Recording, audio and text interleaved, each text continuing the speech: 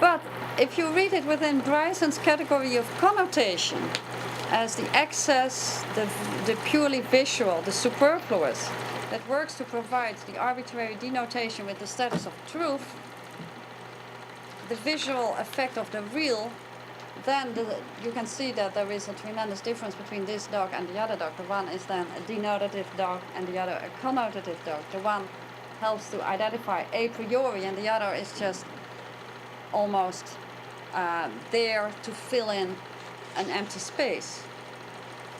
And Bryson formulates the connotative effect in painting in the following way. The effect of the real, which he conflates with, and we'll talk about the effect of the real later on.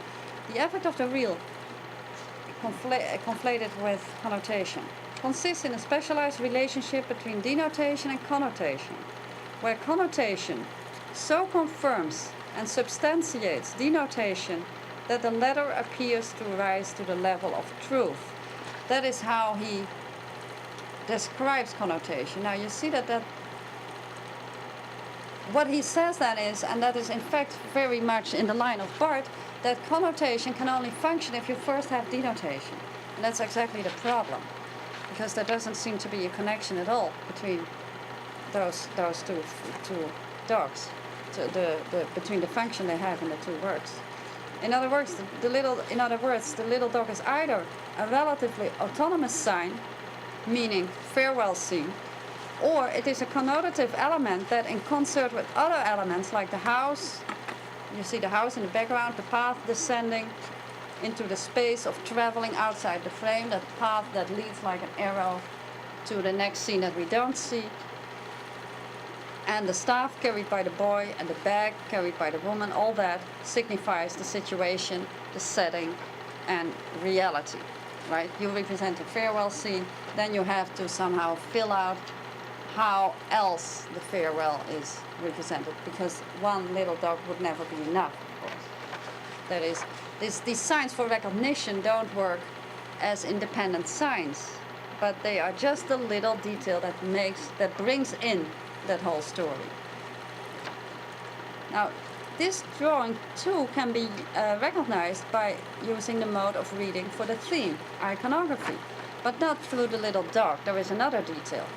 And I'm just showing you this because to develop a sensitivity to almost the randomness of those signs that work in that way.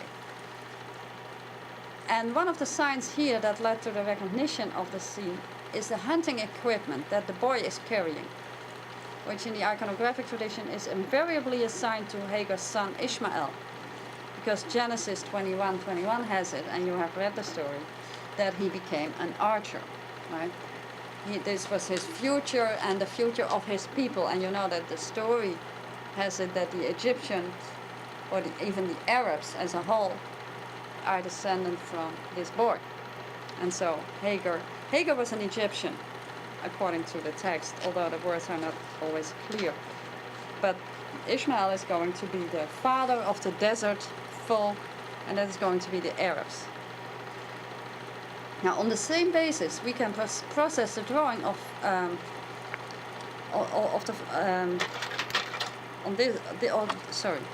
on the same basis we can process this drawing as a Hagar departure scene, right? We also recognize the same gesture. You see how that is part of that tradition, the gesture of blessing the son, Abraham's ambivalence through his speaking hands. Remember what we discussed about speaking hands as a narrative device.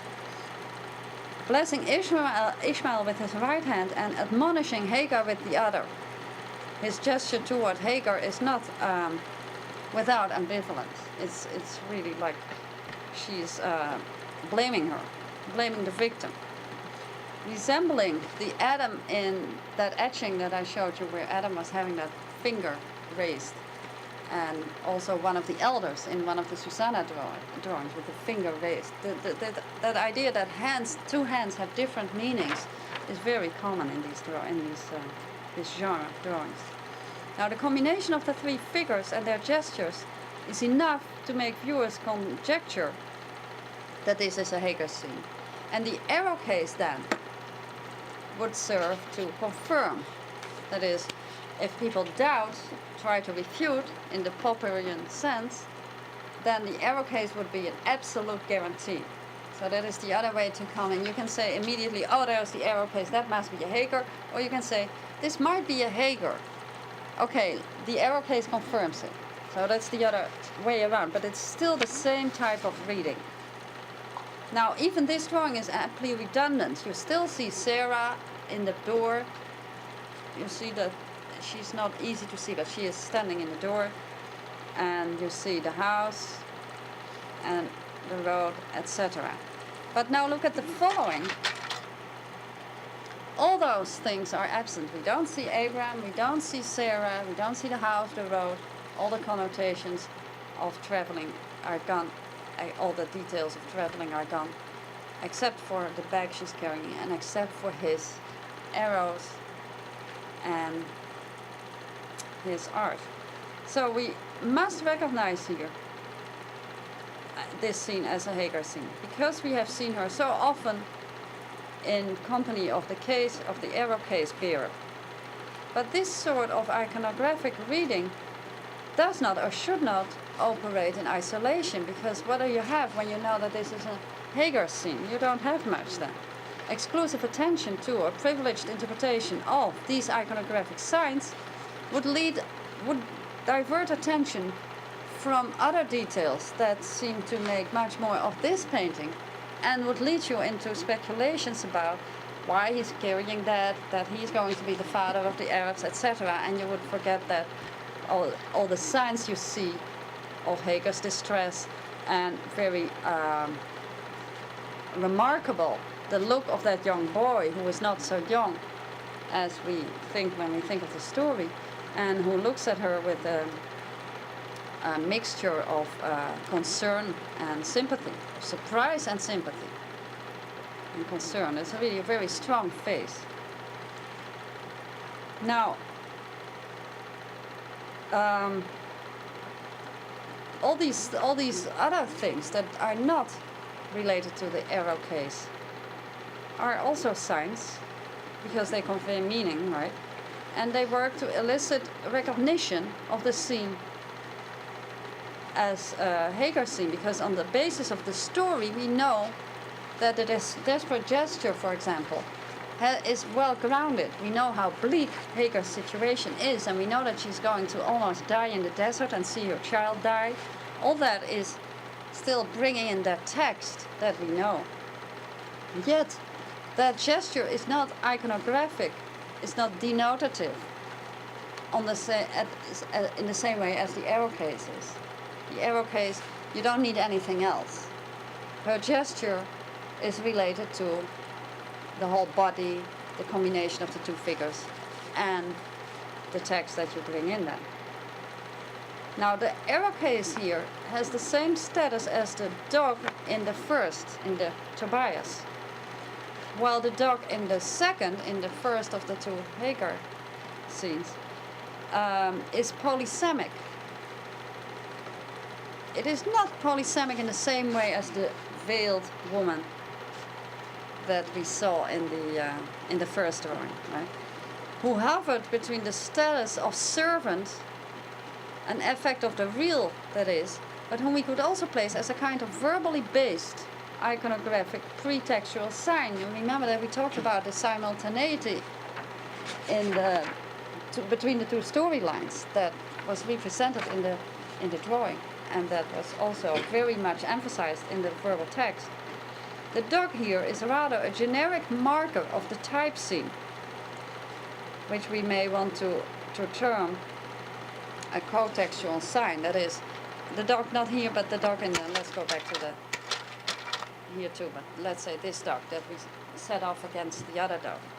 This is a marker of a genre of type scene. And a type scene is a concept that Robert Alter introduced in biblical interpretation, and that is quite useful and quite dangerous. It's useful because it helps understand how the same type of scenes recur in folk texts, ancient texts. But it is also dangerous because it's an interpretation in its turn, and you tend to then impose that interpretation easily on other scenes that don't necessarily have the same characteristics. And there you get into that same problem as with the dog. That you, the problem is the other side of recognition. We need it, but if you do it, you are already so predisposed towards the work that it's difficult to get away from the recognition. And in 20 minutes we'll talk a little more about that with another example. Now, of course, iconography is not always so simplistic as these examples suggest. The point I wanted to drive home is the limitation and the blinding effect inherent in an absolute privileging, which some scholars may advocate in theory, but nobody will do in practice. But a complicated factor is that iconography does not distinguish between abstract and static themes and the narratives these themes are often derived from. And iconography here works in the same way as any approach that is thematic, in fact, where you say, well, this is about that.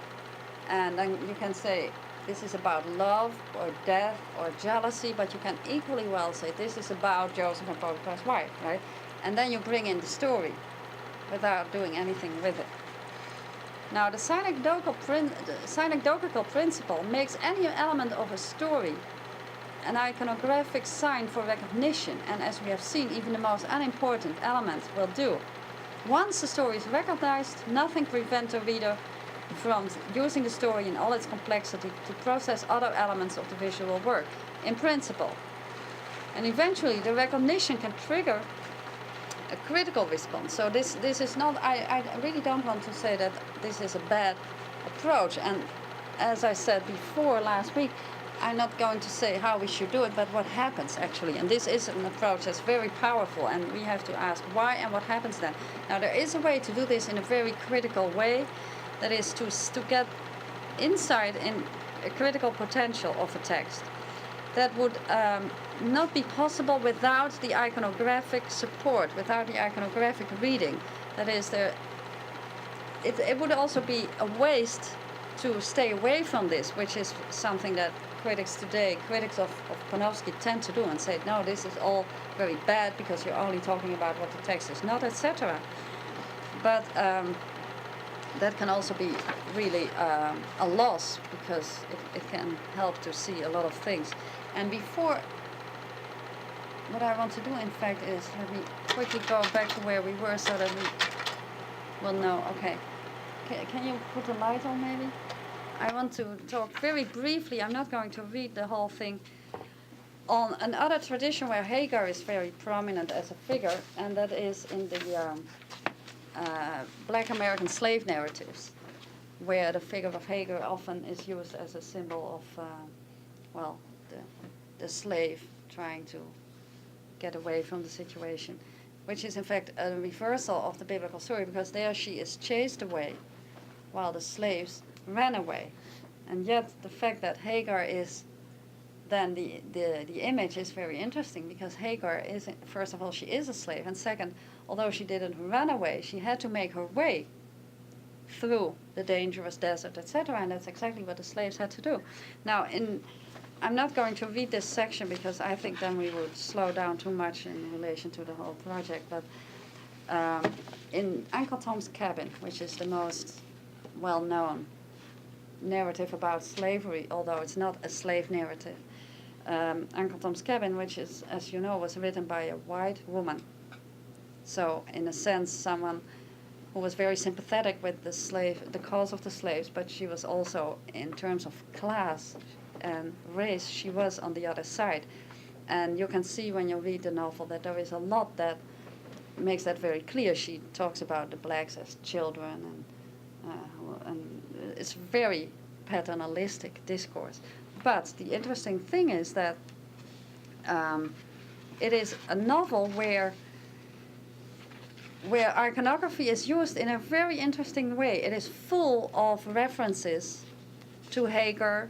You know that famous scene where Eliza is is on the ice, of the floating ice, because the slave owner is after her. She steps onto the floating ice and gets away. And that scene is explicitly referred to the biblical story. But that's not the only way the Bible is used. I'm trying to talk about biblical references that are more global than just little pointed scenes. And this reference to Hagar stands into a very complex network of biblical references. Tom is very clearly a new Christ figure who is sacrificed for the good of the other slaves, and all those allusions are quite explicit.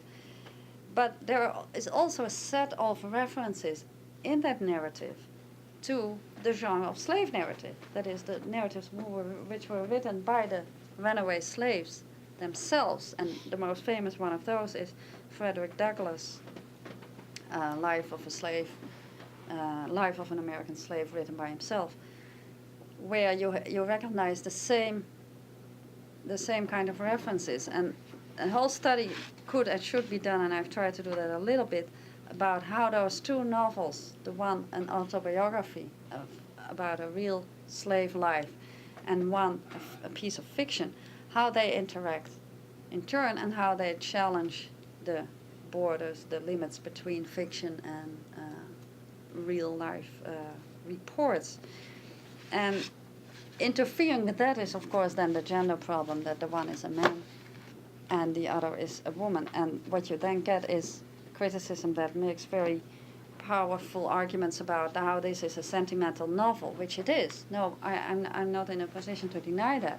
Uncle Tom's Cabin is a sentimental novel, and that's how it remained popular until today, because sentimental novels are the only novels which make it all through history without much distortion. Somehow we seem to like sentimental novels. But saying that it's a sentimental novel and that's because it's a woman writer, etc., then you get onto one track. But what she does, in fact, in the novel is playing with the sentimental novel.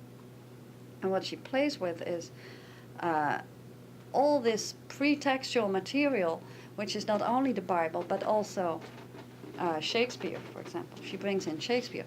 And generic conventions like, here's a tragedy, and then there is a double ending. Tom is dying in a very tragical way, allusion to Christ, etc. But then this other side, Eliza, who made it out of the slavery country and made it into the other state, and her husband who makes it, and they meet again, which is absolutely unlikely, of course. And then they even meet with her mother and sister, who come from elsewhere, and somehow everybody meets and everybody's happy, and then they go to Africa and whatever. Now there's an ending that belongs to tragedy, and there is an ending that belongs to comedy. Comedy in in a pretty wide sense. Even in Molière you have this kind of Deus ex machina endings. And so there is a play on genre. And then the sentimental novel gets a completely different status. It becomes a genre that has an openness towards traditions and that recuperates them. And I'm not taking this out of the blue. There are actually explicit allusions in the novel to Shakespeare and to Shakespeare's comedies. So this is not something that is just vaguely generic. It's quite precise. And so what you see is that the themes travel from the biblical allusions through these other pretexts, and then they go into a novel that is very polemic. Now then you get, in the 1980s, you get The Color Purple. That's other novel we kind of look down upon. It's nice, but it's a raving feminist novel, and it's not really literature. It's too popular to be really literature. That's another statement that we tend to make. And if you look there, what you see is a systematic rewriting of Uncle Tom's Cabin. But what does that mean? A rewriting of Uncle Tom's Cabin. It's not exactly a rewriting, although the references are quite strong and quite explicit. Celie is Tom. She's also self-sacrificing very explicitly when she sacrifices herself in the beginning. Have you read The Color Purple? When in the beginning she offers herself to her father for sexual abuse to save her sister, her younger sister, that horrible abuse. She tries to save her sister that situation by offering herself, since she has been through it anyway. And then there is also the children who get lost, go to Africa, come back, find her again, etc. And that other woman, what's her name? Shuk. Oh, yeah. Shuk. Yeah, who is then the other side, who is the woman who doesn't buy it and who is in revolt, etc. And there is exactly such a figure in Uncle Tom. A woman, right at the moment that he's going to die, she refuses and runs away, and that's actually the one who brings in the Shakespeare reference. So it's really very systematic. There is also the play on language. In Uncle Tom's Cabin you have the standard English versus the black English. And then you have the play on language in The Color Purple. And that's quite strange because The Color Purple is letters from, let's say, diary entries written by Seeley, written in black American English. And then her sister, Nettie, who is the one she tried to save as a young girl, Nettie is goes to Africa and writes letters. And those are in standard English. And that is really interesting because she went to Africa, but she got education. And there is then this whole discourse on education. And if you trace that back, you find it back in Uncle Tom's Cabin. And then you see the criticism, because in Uncle Tom's Cabin, the sympathetic voice is also against educating blacks, or says that it's not useful for them except reading the Bible maybe. But that is an answer to Frederick Douglass, saying that the minute he heard his owner say to his wife, "Don't let the slaves learn to read," he decided, okay, that's going to be my emancipation. That's what I have to learn, and that's what he did.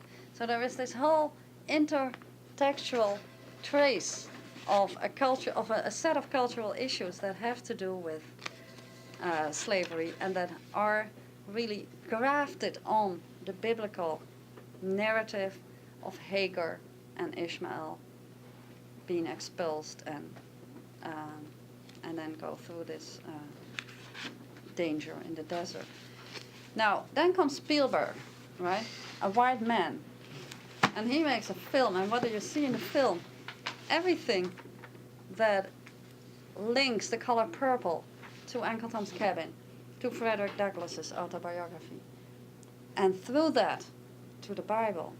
And of course, in all these books there is this Exodus theme very strongly, because Hagar's expulsion is another Exodus, right, on the personal level. Now, Spielberg misses all that completely, or he's not interested or whatever. And on the other hand, I don't know if you've seen the movie, but it's a movie that is obviously both racist and sexist. Well, it's based on an anti-racist, anti-sexist novel. Now, why is that? You can't go too easily. Excuse me, which movie? The Color Purple. Yeah. The Color Purple. Have you seen it? No. No, I was reluctant to go, and if you have a teenage daughter, you have to go, but otherwise you can spare yourself. But I also went because it was such an interesting case in terms of iconography. Because what you miss is everything that brings in these cultural traces. And if you leave that out, what you get is a sentimental novel without a second-degree intertextual polemics with the tradition. But then it's just sentimental. You have all these big orange sunsets all through the movie that drives you crazy all the time. That the sentiment is there, and everything that is powerful in the books disappears. So what happens if you miss iconographic traditions is that you also miss the possibility to turn them around, because it's obviously critical appropriation of those iconographic images that you see, especially in The Color Purple, where she is not simply imitating, but really responding to Uncle Tom's Cabin. I mean, the heroes become women, and self-sacrifice is not rewarding, etc. You had a question? Oh, sorry. Okay, so I just wanted to quote this, let's say, example from today's culture, because it's really an interesting one, as evidence that iconography an iconographic reading, and I hope you understand how iconographic reading is also a way we read literary text. It's not just with painting. How that can be a very critical thing, especially if it is in this complex way all through the work, dispersed all in the characters, in the language, in the imagery, and specifically, and that I want to talk on in more detail, in composition, right? Composition, that is the departure, and then you get this whole detour through all other things, and then you get the next stage, the interruptions, etc., which also make for literary traditions in the 19th century. Now, in Uncle Tom's Cabin and in The Color Purple, the adoption of a pretext as a whole, that is this whole Exodus, Genesis, Exodus part of the Bible, was signified through quite specific signs: events, characters, language, metaphor, imagery. And the three collaborating texts, the three interacting texts, the Bible, the sentimental novel, and the sentimental novel with the package that it brings, tragedy, comedy, and the feminist novel, are different in genre, in composition and ideology, and yet how come we have this very strong sense that the one is drawing on the other? That is, they converge in a rhetoric. There is this very powerful sense that they are explicitly and eagerly texts with a message, texts that want to say something.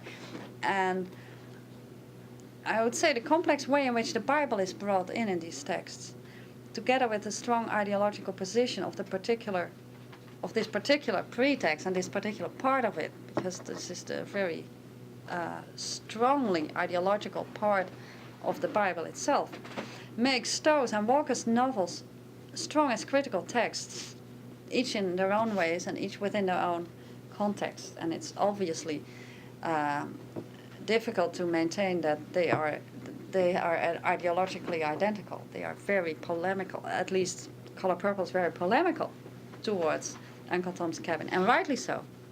Well, Uncle Tom was very polemical against slavery and this whole context of slavery. But now, with a century, more than a century difference, we see also that there are other aspects, and especially gender aspects, that are really disturbing. Now, why are these texts so strong, and why can they make this strong use? That is not just because it is the Bible, although the Bible is, of course, a very strong case, but it's also because of the intricacy of the iconographic production of meaning, because all these iconographic modes come together. And I would almost want to argue that the more complex and intricate a reference to a pretext is, the stronger the critical potential is that a text can let's say, allow us to take out of it. There is a kind of iconographic signs that are related to this that I would call compositional signs.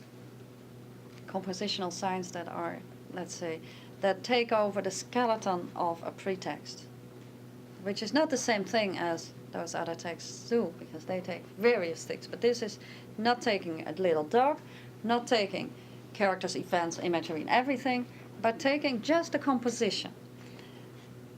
And that is likely to lead to a very strongly critical potential. That would be my, let's say, my hypothesis on the basis of these readings. Now, and I want to submit the following case. There is a copy that Rembrandt did in 1635 after a copy of Leonardo da Vinci's Last Supper, but we don't know which copy. So we have to, all we can do is missing that step and just look at the Da Vinci and the Rembrandt drawing. Okay, let's look at them.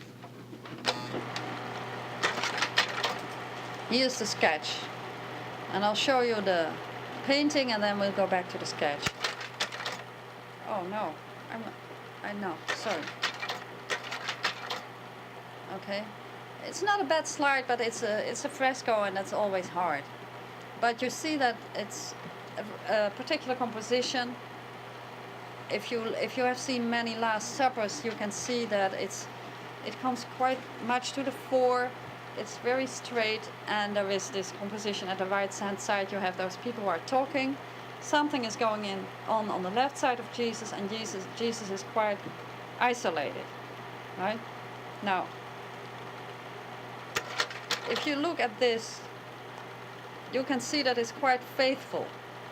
It is really, and that was the sense of all those sketches often. The artists copies from other works, especially between Holland and Italy, because they could not easily go, and Rembrandt never went to Italy. And yet he knew that in Italy, everything good came from Italy, and that's where the great artists were, etc. And actually, it seems that he didn't want to go because he didn't want to be influenced by something that he wasn't interested in. But he was interested enough to make this copy. Now, it looks like a simple sketch meant to memorize. You know, we would take a Xerox, as David just did with the papers. But in Rembrandt's time, you had to go through the painstaking effort of drawing a sketch. And let's say that it reflects on the possibilities of the composition of the Da Vinci. It's really a memorization of the composition. This is what he wanted to keep in mind as a possibility to work with. Now, and I will not speculate about the little dog that you see at the right-hand corner, because we've had enough little dogs, right? And not even about the astonishing bundle of feet the dog seems to be pointing at as an arrow. All those feet underneath the table are quite... and I've seen the drawing in the museum with a magnifying glass, you know, and that's why I was so interested in that symbol in the painting. And really, it's quite remarkable. You can't attach those feet to anybody. The dog eating leftovers also refers to a genre, to the genre of genre painting. Wait, you know that term, genre painting? Those kind of in-house little vulgar scenes. The vulgarity and intimacy of genre painting is an interesting challenge to high history painting. And thus the little dog diverts the genre from high history painting to low genre painting, and preparing the way for a remarkable reversal between the Da Vinci that he saw, or whose copy he saw, the memorization of it in this drawing, and then something different. From an image internal index, the dog becomes then an intergeneric index, an intertextual index, if we take it as a... This is just all I want to say about the little dog, because I'm had enough of it. Now, what the sketch did take over from the composition of the fresco is in the first place the isolation of the Christ figure. You see? No, this is impossible. Where did the Da Vinci go? Huh? Oh no, I'm sorry. We had this one first, okay? You see that in both cases Christ is isolated. Here he comes a little bit to the fore in relation to the guy at the right hand side of him, and even at the other side, so as if the table was continued to the back. Maybe it was, but the result is that he's quite isolated, and the same sense you get in this drawing, and I would say even stronger here, surrounded by the disciples who are ostensibly busy doing something else, right? They are all busy doing things. It's very busy what's going on. It's like a marketplace. The static character of Christ is opposed to the down-to-earth commerce of the others.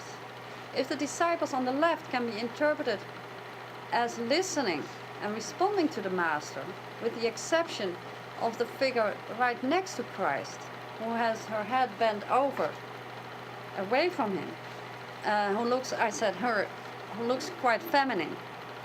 And again, I'm really surprised that you don't see it better on the slide, but the slide is worse than the little black and white picture that I work with. But you can see that it's like it could be a woman. I don't know if that's the case, and it can be, because it seems that even in the Gospel it's not excluded that Maria was there, Mary, or Mary Magdalene. Yeah, that's a possibility. But then we have another feminine figure that we have to tackle.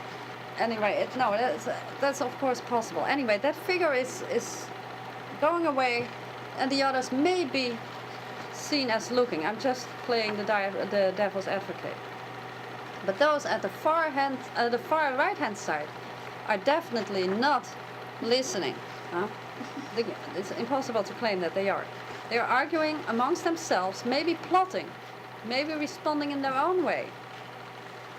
And Christ, in contrast, is not engaged with them. Christ is not engaged with anybody. That is, Christ is suspended from the narrative of worldly futility. He's already in the other world, in the nether world. He's also, or rather thereby, emphatically lonely.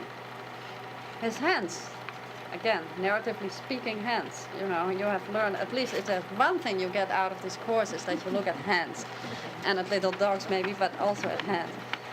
Engaged in the gesture of teaching maybe, but also separate his lonely self from the others, paralleling the aura behind his head. It is the hands continue the aura to stake out that space that is not really part of the scene. Now behind Christ's head, had you noticed this? There is another head. Is that visible from that side? I find it not as clear as on the black and white picture I have. Since this is a sketch, it is easily disposed of as an earlier but rejected tryout for Christ's head. Could be. I mean, you can also always get away with that kind of argument. The pointed finger of the bald man next to, and the bald man is supposedly Peter because he was the old man in the set. The old man that pointed finger. Do you see that he is pointing? Yes. Can be directed to Jesus as one of the figures on the other side. Can be directed to Jesus or to one of the figures on the other side because he's slightly behind Jesus. And the strangely unreal second head does not need to be a woman's head, although it alone has long curly hair. This is not very easy to see, but it looks quite, I must say, I'm a little bit gender biased, but it is. It looks a bit feminine, and it really has curly hair that is quite finely drawn. It's not a mistake or something that could be rejected easily. You can still get away with saying that it must be Judas who came up to kiss Jesus later in the Garden of Gethsemane. And Jesus, Judas came to kiss Jesus and hence to identify him as the victim and to identify himself as the traitor. And this could then be let's say, a prolepsis, an anticipation of that scene, although it occurs later. I'm just, again, playing the devil's advocate and see how we can get rid of that feminine head behind Jesus that bothers us. So we don't need really to worry. We can forget about his head. Although the depiction of Judas as a woman is remarkable in itself, or as a feminine figure. Although the pointed finger of the bald man must then signify that the latter did acknowledge the betrayer. If it is Judas, we must say, oh, then he's pointing at him. But in the story, that is precisely what does not happen. Because Jesus identifies Judas by giving him a piece of bread and then nobody notices. And although we have learned that women in excess are quite Rembrandtesque, but let's say, try to forget it. But it is remarkable, this second head.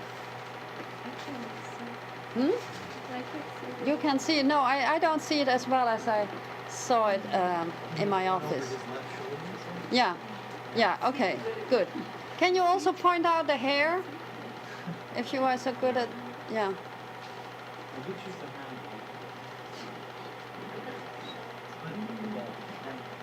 is the figure on his crest, that figure always seen. Yeah, right.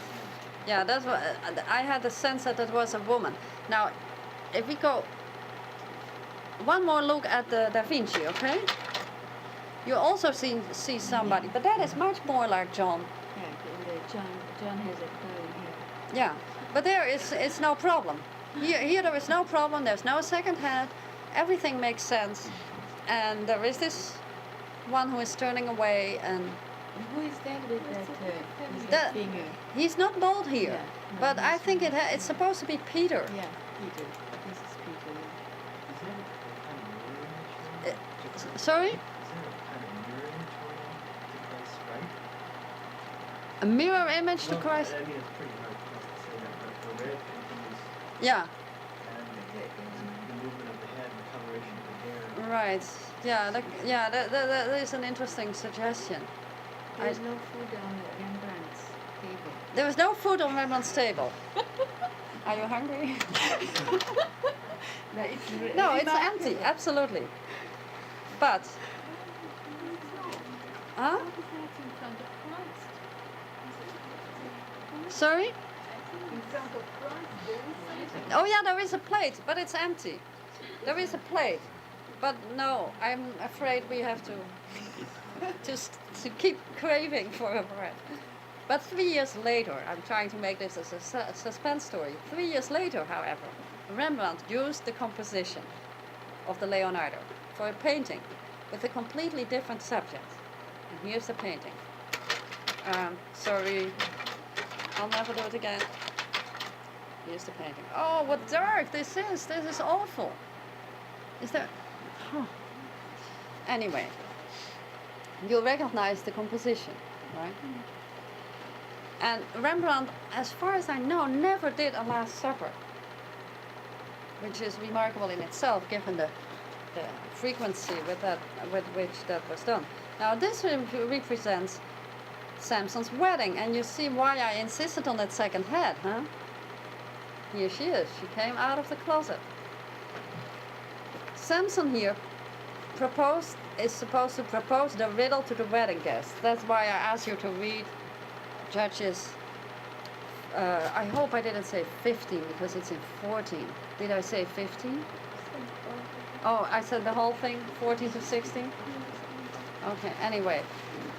Samson is proposing a riddle, and as the ultimate consequence of that riddle, she is going to die. She's going to be burned to death.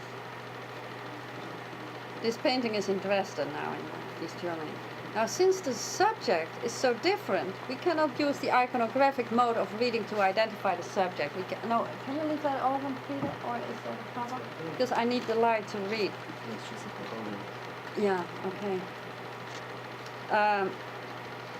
Because we cannot say, like in the other paintings, there is this marker of that scene. To the contrary, we have this big marker, but not of the same scene, right? So here again, we can challenge the idea of recognition. We recognize the scene, but it's another scene, but maybe not. And that's exactly the point I want to make. Maybe it is still the recognition that is going to help us here to see the critical potential. There is an important difference between, let's say, iconographical reading in the sense that we discussed earlier, figurative iconography, and compositional iconography. We can use it to identify the meaning, not the subject. So we go from the theme to something else, maybe in Barth's sense, from denotation to connotation, but not in Bryson's sense. To make the two subjects speak to each other, and to see how the painting appropriates the pretext, both the Leonardo and the Gospel, for its own purpose. Now, what is its own purpose? We do not need a detailed analysis to see. I refer you to, well, actually, in Lethal Love, I have an analysis of the Samson and Delilah interaction that is indirectly related to this. And in Death and the Symmetry, I have an analysis of this one that I don't want to repeat here, although you don't have heard it. This is how I could get away with this seminar and not writing anything new, but I hate to do that because the book is coming out soon and then you would see and feel betrayed. But we don't need a detailed analysis of this enigmatic head behind Christ to see it reappear here as a fully fledged woman. The Judge's story presents the bride as an ambivalent figure who ends up betraying her husband, but is forced to do so. That is, in many commentaries, of course, she is accused of betraying him, and that's how she links up with Delilah. but not any more than Delilah. She does that in the strict sense if you read the story. Crushed between her kinsmen who threaten her and her groom who denies her the secret that must save her life. She has no way out. Excuse me, I see here such a horrible mistake that I have to, if I don't change that, I will never understand this passage again. In the afterlife of the story, she receives as much blame as Delilah, for, like the latter, she betrays the hero. And there's the hero. Now, about curly hair, there's some curly hair there too. She will be killed, however, in the aftermath of the event, which she did not initiate. So she is the ultimate victim. She did not begin this whole sequence of events, yet she gets the blame for the betrayal of him, although he doesn't suffer from it, but she does. This is kind of a twisted argument that is very frequent in the commentaries. Little attention has been paid to the fact that she has been killed by the intertwined operation of two speech acts. The riddle, whose outcome is possessed by Samson, and the threat emanating from her kinsmen. And the kinsmen are supposed to be the people that you see here. She has no prospect other than sacrificial death. It is relevant to notice this fundamentally verbal nature of the event, because now we have here a painting and it's about a very verbal event. You see what I mean? There is a riddle proposed, and that's a speech act. And the riddle is a game of power between Samson and her kinsmen, and he wins because they don't know it, but then they force her to get the secret, etc. This is all verbal behavior. It's one speech act against another, and that's how she gets killed. Here is the speech act that kills. Now, in the bride's status as sacrificial victim, if the bride's status as sacrificial victim makes the position of Christ in the composition a suitable place for her, that is why she is sitting there. This compositional sign brings about an astonishingly sympathetic reading of the judge's story, which few critics have endeavored to propose, and is in fact never endorsed, neither by Rembrandt critics nor by Bible critics, that this woman Samson is seen as a prefiguration of Christ, which is quite strange if you look at the story, but not this woman. The use of the composition emphasizes this sympathy in more than just displacement. I mean, it's quite remarkable to begin with, but then there are the details, and as you know by now, I'm fond of the details.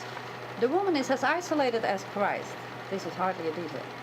Christ was a little to the foreground, she's a little to the background compared to the man at the right at least, but she is also isolated, but she is not, as he was, engaged in a stillness outside of time and of the world, for she is not the Son of God.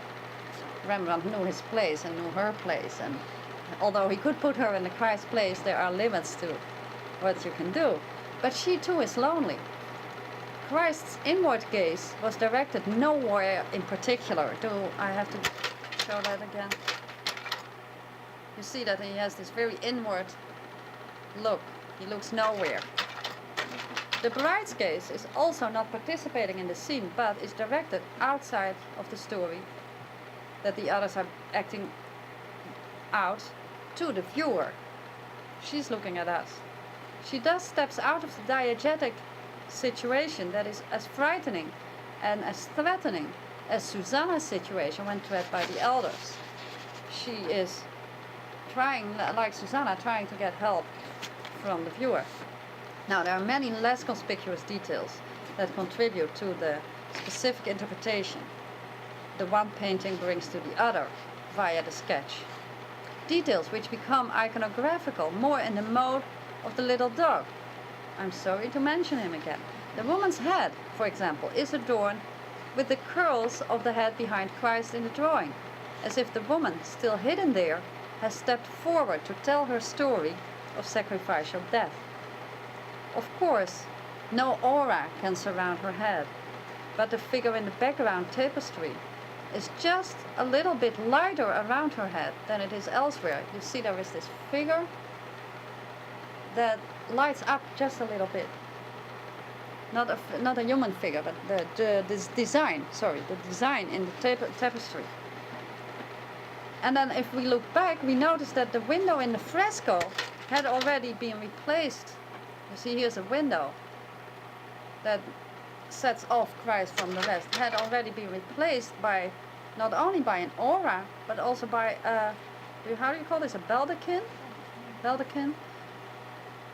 In this drawing. So as if there was already a preparation to turn this into a secular background here, with a little nuance of, a little suggestion of aura. Furthermore, the woman is wearing a crown, which is a worldly variation on the theme of the aura. By Christ's hands were striking, remember? His hands were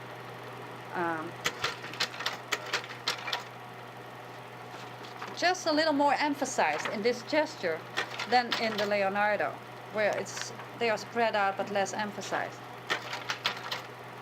They seem to clear the space for the figure's difference from the other figures.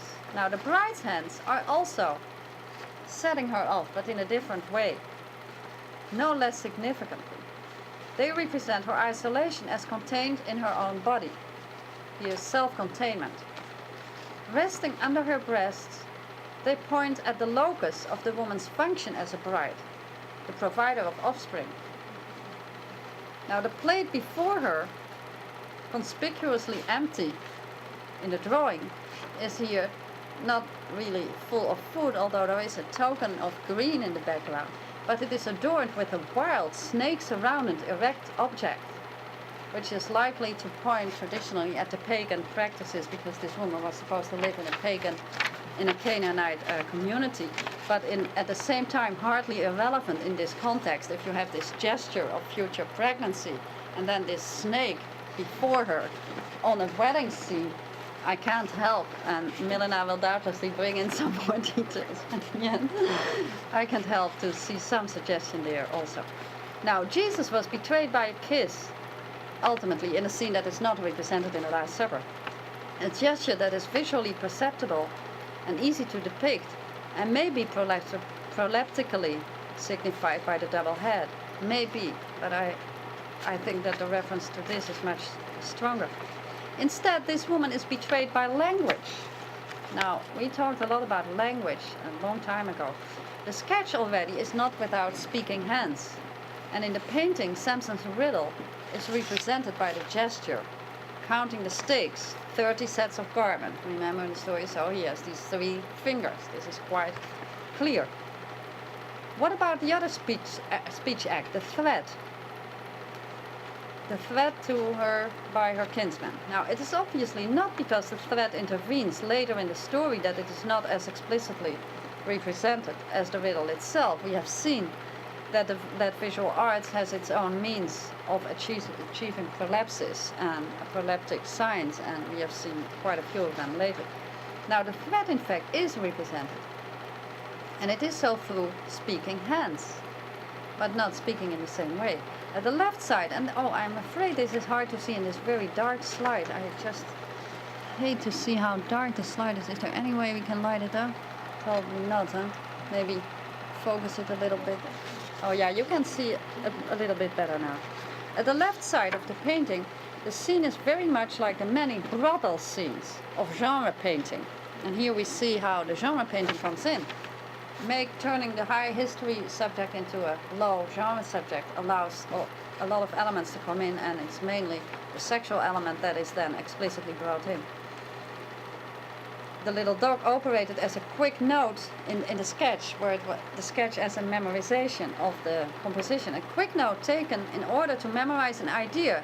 Let's say, my claim would be that while drawing this sketch from the copy of the Da Vinci, this idea came up. Well, if I turn this into a genre, and so he put the little dog there, and this is what the little dog does, it becomes a genre painting.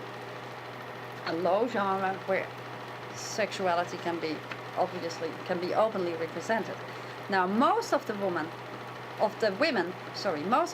present comply with the man's advances, but not the woman next to the bride. She is shunning away from the man who, while imposing himself on her, is also pointing at what is going on at the other side. and that is the speaking hand that is hard to see. He is putting his hand on her breast and at the same time pointing at Samson. Right? So there are two functions collapsed in that little sign. In the sketch, remember, the woman next to Christ also bent her head, responding to a man pointing at the scene at the other side.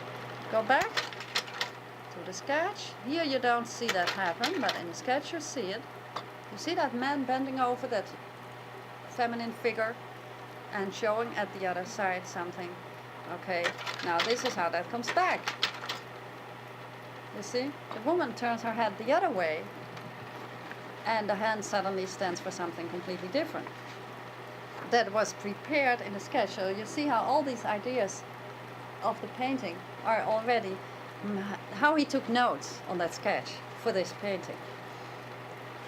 The man is speaking with his hand to the woman who is holding her hand under her breast, just like the bride. She's also holding her hand here. Now, the devices for storytelling discussed earlier when we talked about the Potiphar tradition are shrewdly combined here. The reference to the verbal text's combination of the two, the reference to the, I see, sorry. I was just completely out of it. The reference to the verbal text's combination, to the combination in the verbal text, the Bible text. The reference to the two verbal acts, the two speech acts, which will kill this woman, work together with the sequentiality, the comic strip, the sequential art device, the comic strip device, which represents the bride twice. Once as being threatened by the man next to her, and that is that figure that has her head bent, and once as the already condemned sacrificial victim with the crown. And you know how Jesus ended up with the crown right before he died. Now the first instance of her is fully diegetic. The woman is engaged in the event set up by the man. And that is also, I would claim, is because that had to be another woman and another figuration of that woman victim. And that is the reason why in the sketch that figure is so much more feminine than it is in the Da Vinci, right? Which is quite striking. And even if the gospel would allow for a woman to be present, and of course you can come up with the idea that maybe he wanted to represent the mother of Christ in the scene, that doesn't matter. If this is what he makes out of it, it's clearly this what he wanted to do with it. And moreover, in this second work, she has pulled out of it, like Jesus, in this second figure. The one figure is diegetic, is participating in the story, in the diegesis, in the fabula. And the second woman figure is pulling out of it like Jesus and is appealing to the viewer. If not for help, at least for understanding. I like to call Rembrandt the greatest biblical scholar in the Netherlands in the 17th century and maybe in all of Europe, because I think this is a remarkable reading of the Samson story. Now, in what ways functions the use of iconography as a mode of reading in these examples? And what are the signs they help us perceive and process? First of all, the iconographic reference to the Last Supper works globally. Here again, and this is a similarity with the color purple as a case. It brings in a frame of reference in relation to which the work is read.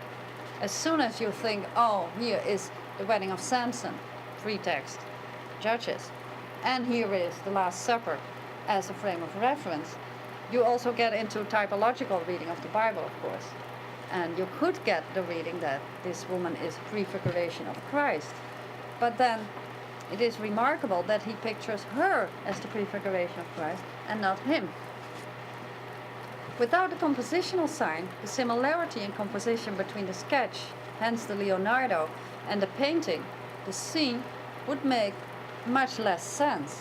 We have to have this compositional sign to put them together and to see why they should be there. Why would the bride be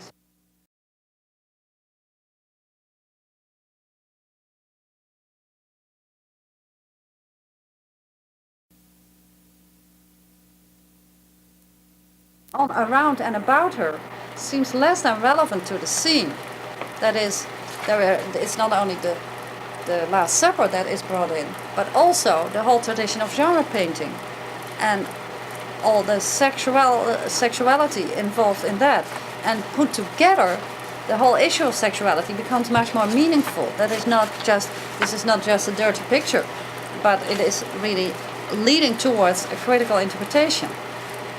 Now, although both the Hagar reference in Uncle Tom's Cabin and in The Color Purple and the Christ reference in this Rembrandt subverts their models thoroughly, they both subvert the text they lean on, the modes of operation are different. The two novels propose ironic reversals to drive their points home. Hagar's image haunts Eliza's precisely because it requires the detour via the Jordan, via Elijah. There is an allusion to Elijah in the image of her disappearance, etc.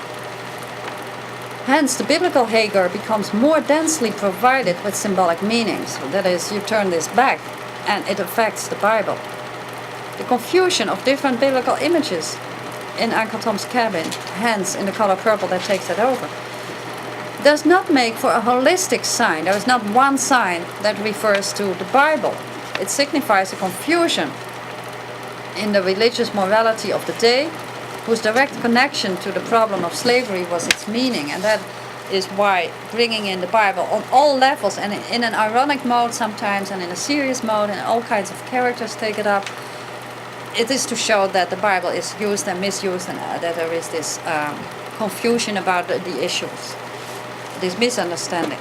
Now, it is the double standard which is taken in Color Purple to bear upon the problem of women, right? So in Uncle Tom's Cabin, there is the critique of the double standard with which the Christians use the Bible to defend slavery.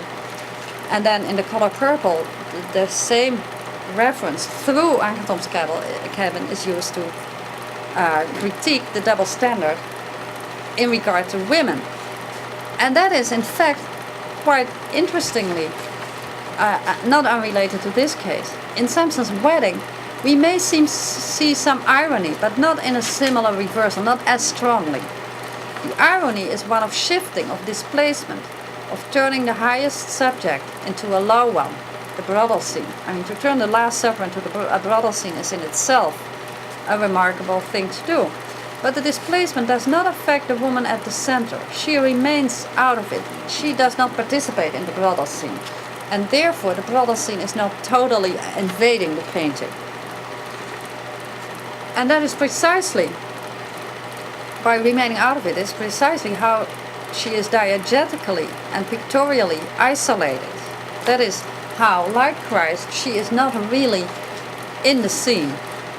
In addition, there is no confusion, no extension of the reference to biblical in general. There is just these two biblical, where the one is working through the other. The sign is compositional, but no less precise and limited. That is, it is just a composition that does this, that has this effect of recognition. In Tom and in extension, but in The Color Purple, a mixture of elements from the pretext were worked together, not in the entire novel, but at some places for a specific meaning that had its bearing upon the work as a whole, but it was not a compositional sign. Indexicality worked mainly on the basis of synecdoche. Each reference brought in the whole thing. And here, a specific, although central moment of the one pretext, the Leonardo, and through it the Gospel, is used to compose the framework of the painting in which the other pretext, the Judges, is then made to fit. So you see this whole this complex whole. We have two texts and two paintings, and this one works through that whole, but just on the basis of composition. The co-text in the form of the typological interpretation. The co-text was, remember, the text of the cultural environment. Like in Uncle Tom's Cabin, the co-text would be the slave narratives that were around when she wrote the novel. The co-text here in the form of the typological interpretation that makes it possible to represent this woman as a Christ, because I'm not claiming that Rembrandt was a fiery feminist who went out of his way to make cases that nobody had ever heard of. This was a quite traditional way, in fact, of doing things, except that the very choice was remarkable and just a little different from what others did. It's used in a way to make a highly sympathetic representation plausible. And you can get away with saying, well, you know, this was a victim and Christ is a victim, and then talk only about Christ. And that would be the Christian bias which would imperialistically appropriate the whole Jewish tradition. But you see how you can turn that around and say, well, you know, there was one Christ, but there is also this, and there are more. There are more Christ figures. There's Uncle Tom, and there is this woman. Each case, I mean, each of these two cases, Uncle Tom and Color Purple on the one hand and this one on the other, is complex and effective, but in the different, not exactly similar in semiotic strategy. The way the signs are worked in is different. Okay, let's just get rid of this for a while. And can I go on a little while? Do you still hold on, or do you want to stop? Or I have a lot more, I must say. Oh, this light. I'm still a little upset by that flight. That was so awful. Signs like the Hagar image, the little dog, and the arrow case. Now you have here a set of iconographic, and you are now well trained in iconography. Huh? The composition of the Last Supper. What do those signs do? I want to now shift the subject from this kind of reading for the recognition to reading for the narrative. I don't think we can get through it all, but at least make a start.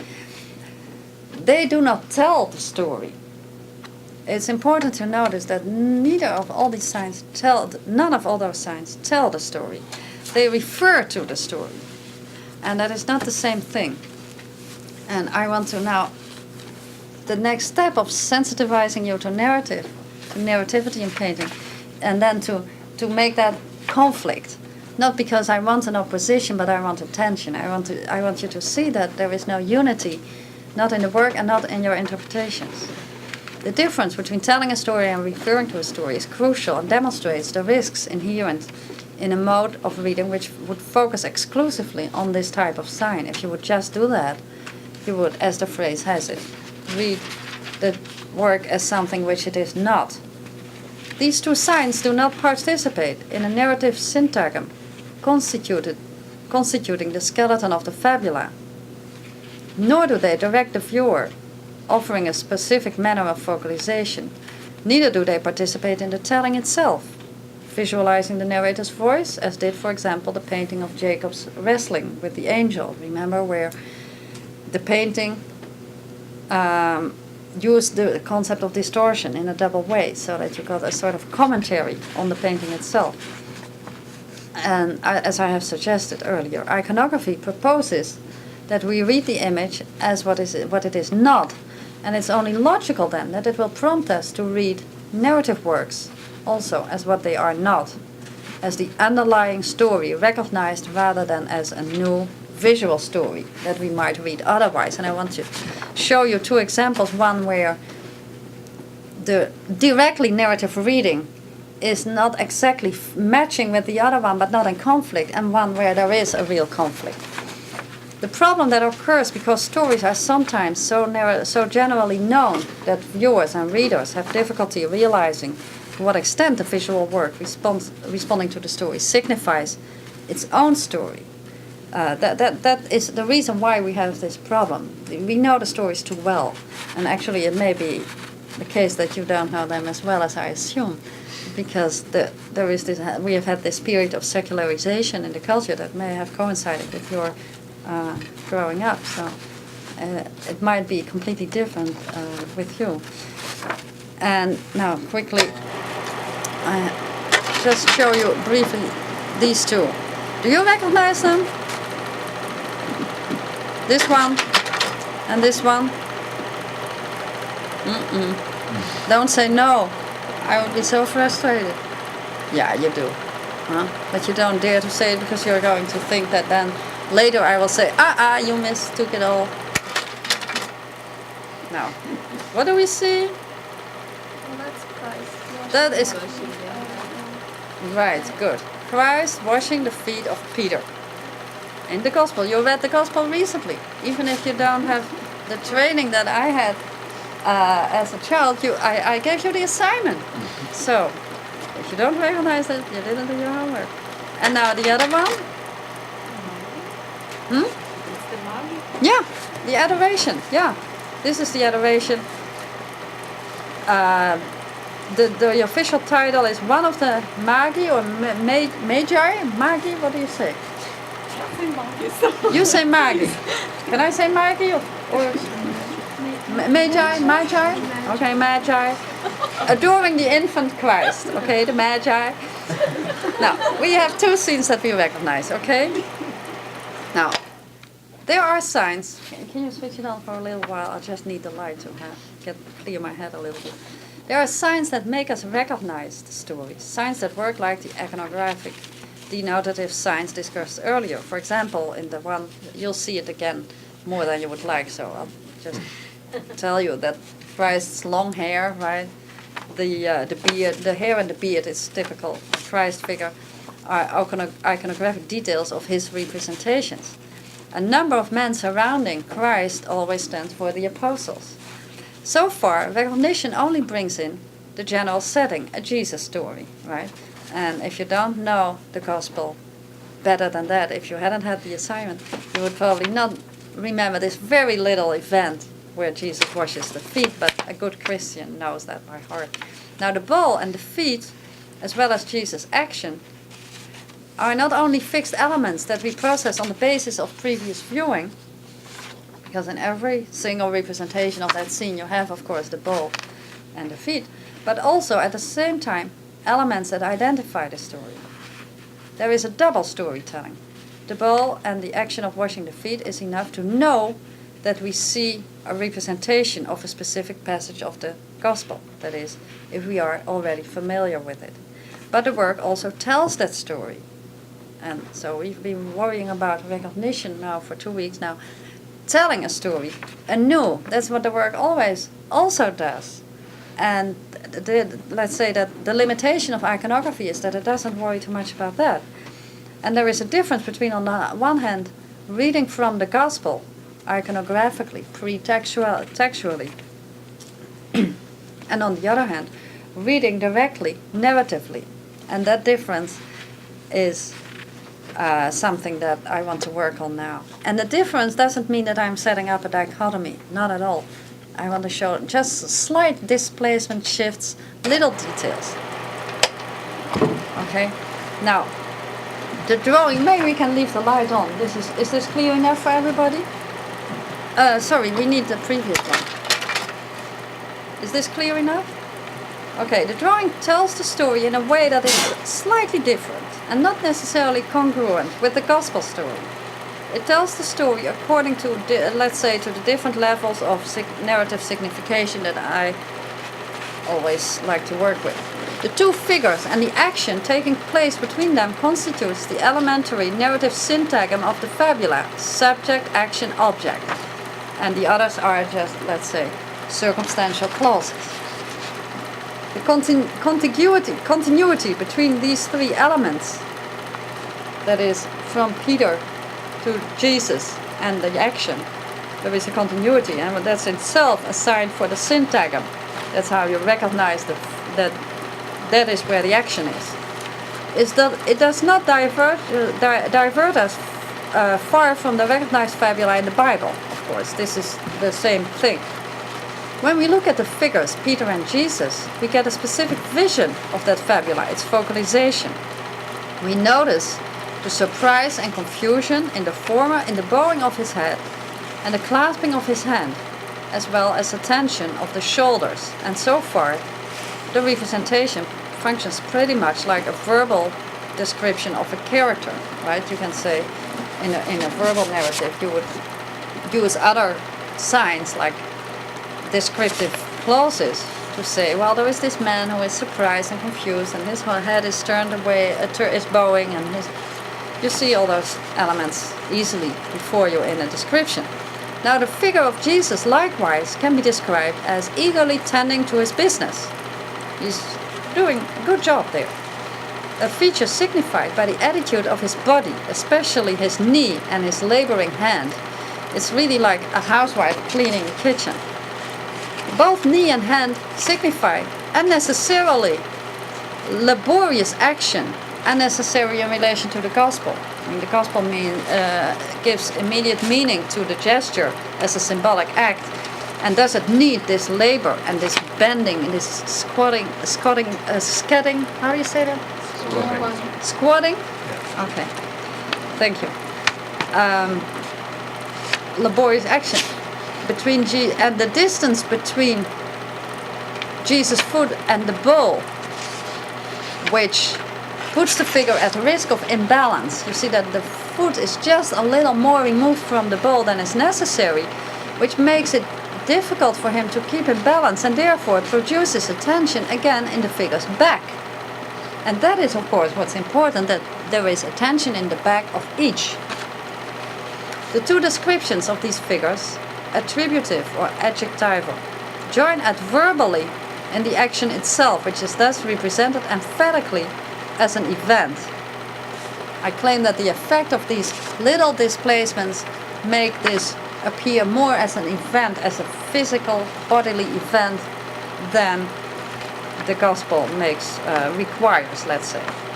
It is this adverbial clause specifying the event which constitutes a narrative focalization, in fact, represented before us and emphasized self-consciously in the tense looks of the apostles, who look on quite intensely. The internal delegated focalizers, which we have by now no trouble recognizing, unseen by the two figures, but seeing with us and for us. That is, they show us that you have to look really intensively at the event that's going on. Now, the manner of narration, and I'm just using these terms and try to give you a sense of how I see narration, focalization, action, etc. in visual works. The manner of narration is specified in the obvious things like choice of bold and fine lines, sketchy and detailed lines, application of those choices to the particular focalization. That is, the relation between those technical choices, like between specific narrative possibilities and the focalization that is rendered in that narration. In the first place, this can be seen particularly acutely in the elaboration of the heads of the two main figures, as opposed to the sketchiness of the surrounded apostles' heads. That's another reason why you immediately look at those two and not at the others. And this is not to suggest a rather banal observation that main characters receive more elaboration, equivalent to description in verbal works. That is, of course, an obvious thing. The most important features in terms of the narrative representation, the tension of the bodies, Peter's arms and back and Jesus' knee and back, are emphasized in a different narrative mode, not in elaboration, in detailed description, but in a few under-elaborated, yet extremely telling strokes. If you see the knee of the Christ figure, where the confusion between the anatomical detail and the garment makes for a kind of gigantic knee. It's quite interesting, and the backs of both are really not so worked out, but they are just the lines that produce the tension. They are telling precisely because they work together. They make specific sense or they make no sense. That is, they work as specific signs or they are no signs. Either you take them as science, process them as science, and then you do something with it that relates to the fabula, that you to the focalization. You say, oh, that is the view of the story that we get, or you don't do anything with them and just say, well, that's a pretty drawing. Although in collusion with the verbal text, recounting the mythical foot washing, exemplifying Jesus' humility that we recognize by the iconographic signs, I mean the fact that you see the event happening, this narrative interpretation is not verbal, and it is neither purely visual. That is, it's not couched in visual terms. It's not a visual way of talking about visual, but it is still very visual because I'm not talking about the verbal pretext or whatever. The signs are purely visual, but the code that correlates these signs to specific meanings is not, because that code rests, the interpretation rests on principles of decoding proper to narrative structure. And as I hope to have shown earlier in the Polyphar section, the structure of narrative is not medium bound. You can have typically narrative structures in visual science. It is this narrative decoding that complements the iconographic decoding proper. They work together for recognition. The latter for recognition of a particular traditional story, the former for recognition of the story as a mode. And that is not the same thing. And I want to show with this analysis and the following one that recognition in turn needs to be complemented by a narrative interpretation if we don't want to miss the distinctive features of the individual work.